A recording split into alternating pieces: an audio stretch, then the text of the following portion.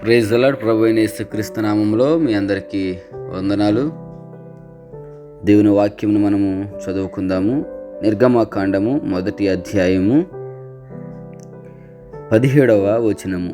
అయితే ఆ మంత్రస్థానులు దేవునికి భయపడి ఐగుప్తు రాజు తమకు ఆజ్ఞాపించినట్లు చేయక మగపిల్లలను బ్రతకనీయగా.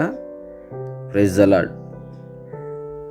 దేవుని బిడ్డలారా, దేవుని వాక్యమును మనం ఇక్కడ ఆలోచన చేసినట్లయితే మంత్రస్థానులకు ఐగుప్తు రాజు ఒక విషయాన్ని ఆజ్ఞాపించాడు. ఏమని అంటే, ఐగుప్తీయులలో మగపిల్లలను బ్రతకనీయకుండా ఆడపిల్లలు పుడితే వారిని బ్రతకనీయండి అని మంత్రస్థానులకు ఆజ్ఞాపించినప్పుడు వారు రాజు మాట వినకుండా దేవుని మాట విన్నారు అని చెప్పేసి ఇక్కడ బైబిల్ చెప్తూ ఉంది. ఎందుకు వారు దేవుని మాట విన్నారు అని మనం ఆలోచన చేసుకోవాలి. అయితే రాజు మాట వినకపోతే ఏమి జరిగిద్ది అనేది కూడా ఆలోచన చేసుకోవాలి. జాగ్రత్తగా మనం అర్థం చేసుకుంటే, ప్రియమైన దేవుని బిడ్డలారా, రాజు మాట వినకపోతే మరణదండన విధించడం అనేది కూడా అప్పట్లో అక్కడ జరుగుతూ ఉన్న ఒక విధానం. ఎవరైతే రాజు మాట వినరో వారికి మరణము తథ్యము. కనుక ఈ ఐగుప్తు యొక్క మంత్రస్థానులు రాజు తమకు ఆజ్ఞాపించినట్లు చేస్తామని చెప్పి వెళ్ళిరి, కానీ వారు రాజు మాట వినకుండా దేవుని మాట విన్నారు అని చెప్పేసి బైబిల్ మనకి తెలియచేస్తూ ఉంది. దేవుని మాట వింటే మనకి జీవము, దేవుని మాట వింటే మనకి ఆశీర్వాదము, దేవుని మాట వింటే మనకి ఎంతో ఉత్తమము. మనము రాజుకు కాదు భయపడవలసింది, దేవునికి భయపడాలని ఇక్కడ మనము నేర్చుకుంటూ ఉన్నాం. వారు దేవునికి భయపడ్డారు. దేవునికి భయపడి వారి యొక్క జీవితాలను వారు మార్చుకున్నట్లు మనకి కనబడుతూ ఉంది. అయితే రాజు వదలడు కదా, రాజు విడిచిపెట్టాడు కదా. రాజు కోపము చాలా భయంకరమైనదని సామెతల గ్రంథంలో మనం చూస్తూ ఉంటాం. అయితే రాజు వారిని పిలిపించాడు. మంత్రసానులకు నేను ఆజ్ఞాపించాను కదా, వీరు నన్ను లోబడకుండా వీరు ఎందుకు ఇలాగో చేశారని మంత్రసానులకు పిలిచినప్పుడు మంత్రసానులు అంటారు, రాజుగారు, ఐగుప్తు స్త్రీల కంటే ఈ హెబ్రీ స్త్రీలు చాలా చురుకైన వారండి. వాళ్ళు వెంటనే మంత్రసాని రాకముందే వారు పిల్లలను కనేస్తున్నారు. కనేసి వారి పిల్లలను వారే ఆడించేసుకుంటున్నారు. కళ్ళు తెరిచి చూస్తూ ఉన్నారు. కనుక వాళ్ళ కళ్ళ ముందు వారిని మేము చంపలేము. హల్లెలూయా. వారి కళ్ళ ముందు మేము వాళ్ళని చంపలేము. ఎందుకంటే వాళ్ళని చంపి కానించి వాళ్ళు చూస్తారు, తర్వాత మమ్మల్ని బ్రతకనియ్యరు కదా అని వీరు చెప్తూ ఉన్నారు. అయితే ప్రియమైన దేవుని బిడ్డలారా, వాళ్ళు దేవునికి భయపడినందుకు, దేవునికి భయపడినప్పుడు కొన్ని విషయాల్లో మనకు ఆటంకాలు కలుగుతూ ఉంటాయి. ఈ మంత్రస్థానుల దగ్గర నుంచి ఒక విషయాన్ని మనం నేర్చుకుంటూ ఉన్నాం. ఎందుకో తెలుసా? వాళ్ళు చావైనా బ్రతికైనా దేవునికి మాత్రమే భయపడాలని నేర్చుకున్నట్లు ఇక్కడ మనకి కనబడుతుంది. ఎందుకంటే రాజు మాట వినకపోతే చంపేస్తాడు. రాజు మనల్ని ఏం చేస్తాడో తెలుసా? కుటుంబాన్ని సర్వనాశనం చేసేస్తాడు. కనుక రాజు మాట వింటే మంచిది అని వీరు అనుకోలేదు. ఇప్పుడు యేసు ప్రభు పుట్టినప్పుడు తూర్పు దేశపు జ్ఞానులు ఏం చేశారంటే, రాజుకు లోబడకుండా వెళ్ళిపోయినప్పుడు రాజు కోపంతో అక్కడ ఉన్న వారిని చాలామందిని చంపేశాడు. చూడండి, రాజులకు కోపం వస్తే ఎలా ఉంటుందో తెలుసా? చాలా భయంకరంగా ఉంటుంది అని చెప్పి వీరికి తెలుసు. అయినా వీరు ఒకటే నేర్చుకున్నారు. ఏంటో తెలుసా? మేము దేవునికి భయపడాలి. వారు తూర్పు దేశపు జ్ఞానులు కనుక వారి యొక్క అడ్రస్ వారికి తెలియదు కనుక అక్కడికి వచ్చి వారిని ఏం చేయలేరనే ఉద్దేశంతో వాళ్ళు వెళ్ళిపోయారు అనుకుందాం.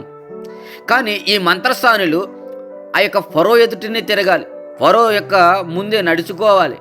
అయినను వీళ్ళ యొక్క ఉద్దేశం ఏంటో తెలుసా?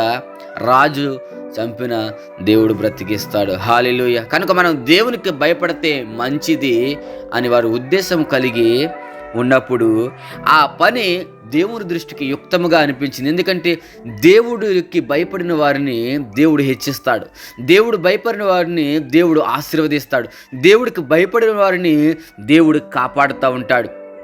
కనుక ఎప్పుడైతే ఈ మంత్రసానులు దేవునికి భయపడ్డారో అప్పుడు దేవుడు మంత్రసానులకి మేలు చేశాడంట. నువ్వు దేవునికి భయపడడం వల్ల నీకు ఒకటి మేలు కలుగుతుంది.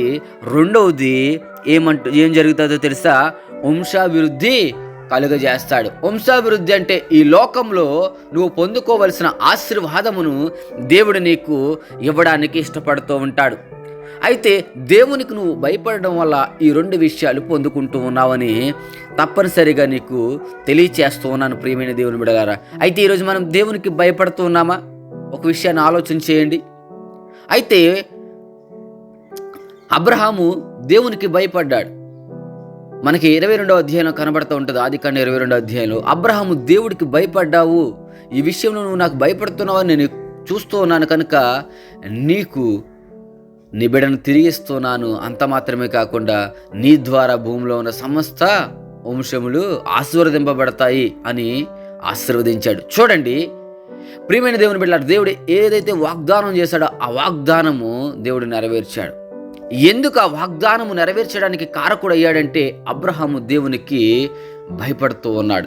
ఇస్సాకు గురించి కూడా అదే మాట రాయబడుతూ ఉంటుంది. ఇస్సాకు దేవునికి భయపడ్డాడు అని చెప్పేసి రాయబడి ఉంటుంది.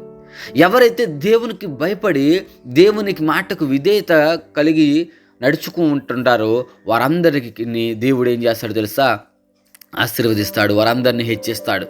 ప్రియమైన దేవుని బిడ్డలారా, ఈ యొక్క ఐగుప్తు మంత్రసానులు దేవునికి భయపడి వారు ఫరో యొక్క అంటే రాజు యొక్క మాటను నెరవేర్చకుండా దేవుని చిత్తమును నెరవేర్చారు కనుక దేవుడు వీరికి రెండు విషయాలు చేశాడు. మొదటిది మేలు చేశాడు, రెండోది వాళ్ళకి వంశ అభివృద్ధి చేశాడనమాట.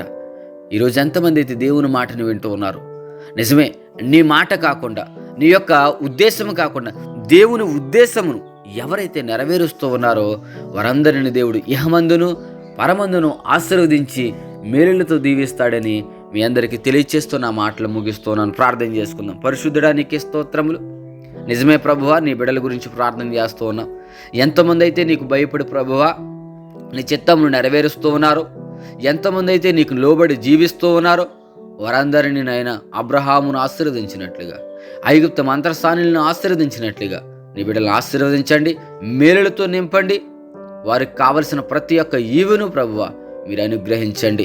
ఎవరైతే గర్భఫలం లేక ఈ వాక్యం వింటూ ఉన్నారేమో వారి యొక్కనైనా ప్రభువా గర్భంలోనైనా ప్రభువా ఆశీర్వదించి వారికి వంశాభివృద్ధిని మీరు కలిగి చేయమని నజరేయుడైన యేసు క్రీస్తు నామములో అడిగి వేడుకుంటున్నాం పరమ తండ్రి.